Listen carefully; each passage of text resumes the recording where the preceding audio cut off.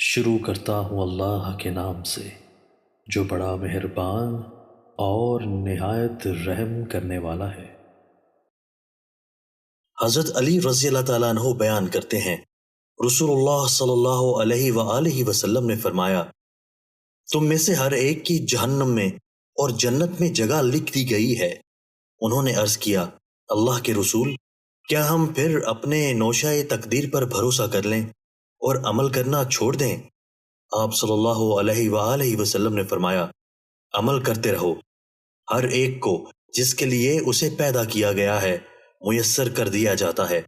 جو شخص سعادت مندوں میں سے ہوگا تو اس کے لیے اہل سعادت کے عمل آسان کر دیے جائیں گے، اور جو شخص بد نصیبوں میں سے ہوگا اس کے لیے بد نصیبی والے عمل آسان کر دیے جائیں گے۔